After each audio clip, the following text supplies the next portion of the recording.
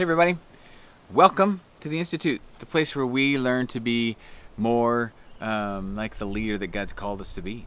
And not just this idea around, I want to be a leader because we want what comes with a leader, whether that's some significance or some power or you think people view you differently. But no, the kind of leader that God calls us to be, which actually has nothing to do with those things and everything to do with how do I serve Him and serve people and move forward the work that He wants done in His kingdom.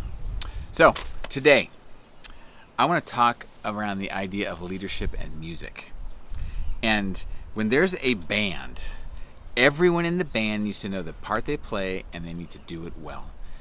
If you have a band where everyone knows their part and they know their part very well and they're playing their part very, very well, beautiful music comes from that band. But if there's a band where people don't know their part and people they are trying to play louder than the other people, they're not understanding how they fit into the band, that band is terrible. And it's the same with ministry, same with the ministry team.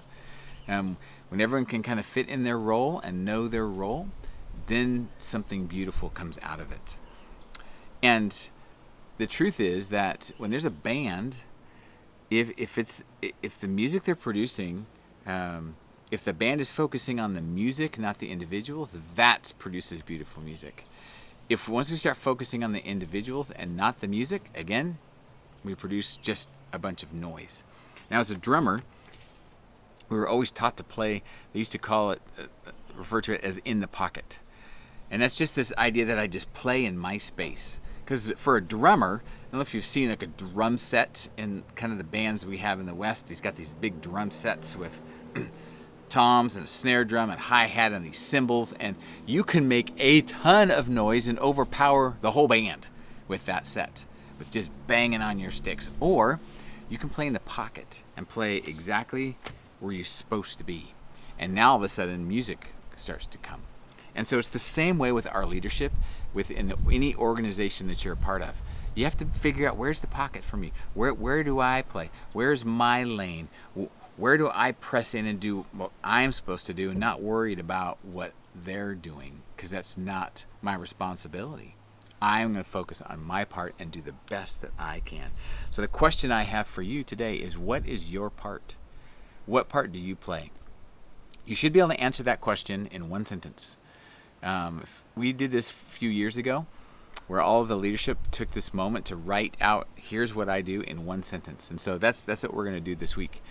I want you to be able to write out what you do in one sentence and show it to your supervisor. So yes, we have a job description and you have all these tasks, but you should be able to just narrow it down to one sentence. This is what I do.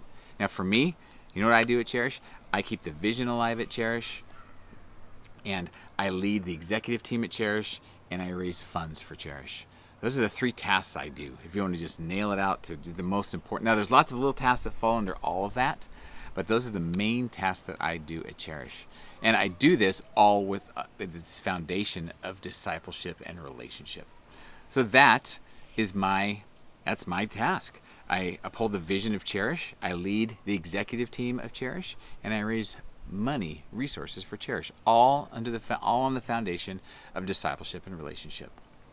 So I'd love for you to come up with that for you. What it does, it just helps you really understand, where's my lane? Where's my pocket? What is it I'm supposed to do? And yes, there's many tasks that will fall under and many more details, but I want you to kind of figure it out, push aside some of the smaller details of what is the main thing that you do at Cherish Uganda.